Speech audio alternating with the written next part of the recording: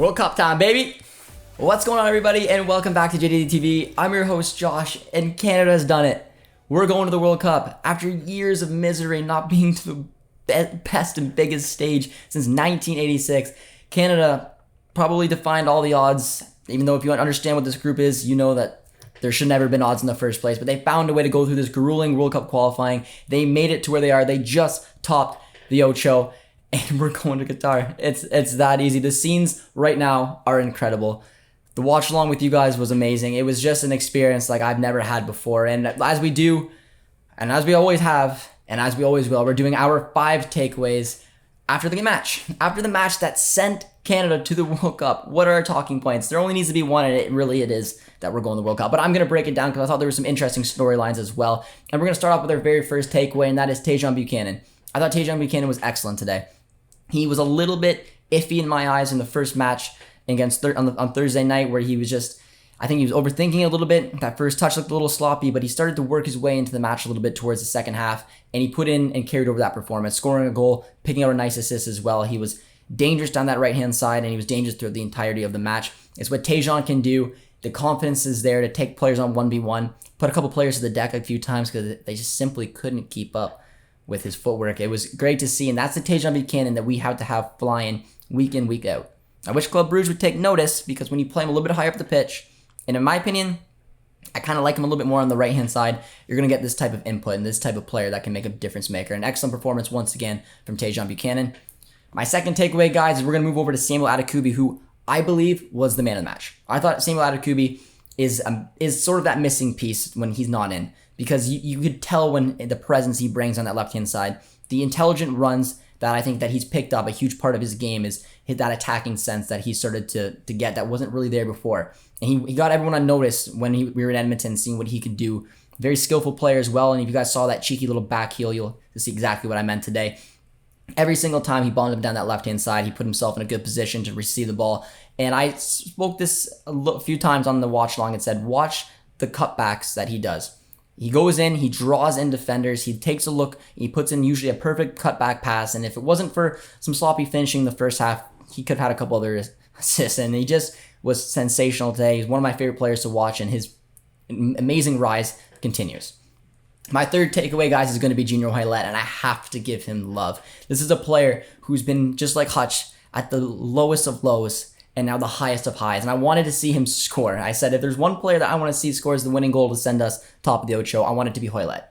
He didn't score the winning goal, but he scored a goal, and he scored a very nice goal, and I thought he was very good throughout the match. He brings that creative sense from the wide perspective, as Miller brings a little bit more pace. Buchanan's got his pace as well, but Hoilett's so good on the ball. He's tried from distance a few times. He was creative, and it's just emotional to see that some of the teams that this guy has played in over the years, to what the team is he's playing now, he's still got a role. He got the start. He played all 90. He looked excellent as well, and then scored the goal. So it was emotional. I really like to see it, because when I was following this national team, when he committed, it was a huge step, because when I was playing, little Josh playing FIFA, he was the player. He was the best Canadian on the game pretty much by far, and playing at a pretty elite level, and it was pretty cool to see him commit to Canada, and to see all the pieces go beside him is amazing.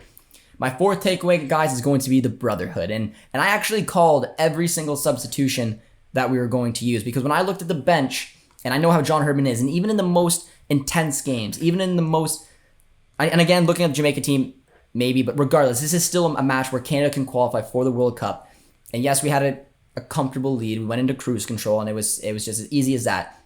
But when he looked to the bench to bring players involved in this special moment, he brought on the guys that had the most experience. And when I was talking to the chat and saying, these are the 5 players I think that are going to come on, because they're the players who've had the most input throughout this entire campaign, he rewards it. It's a brotherhood mentality for a reason, and it's why Ugbo has obviously came in a little bit later. Kone, with the hype around him, these guys didn't come in today because they're newer, and they'll probably see some minutes against Panama, but I thought it was very special. I don't know if a lot of you guys noticed it, but I absolutely did when I looked at that, and I said, if he goes off his emotions and he wants to reward the players that have been with him for the longest and have experienced it all, these are the 5 players he's bringing on. He brought on every single one to a T. So I thought that was super cool from John Herdman to throw a Cavallini in there like he did, make sure Johnson and Miller got on the pitch.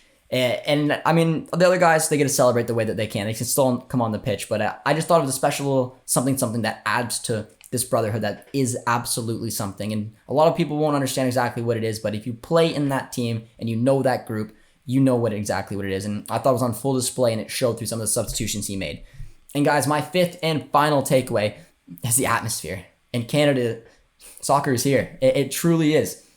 If you looked at the atmosphere of BMO today, and you looked at the hype on Twitter and just social media, we have taken notice. This sport is evolving in this country before our very eyes. I'm very honored to be a part of it. I'm really excited that you guys are here with us, and it's just incredible. And watching the atmosphere and watching the new fans and the old fans and everyone coming together to support this team for this country. And it's been quite a journey. I wouldn't want to do it any other way.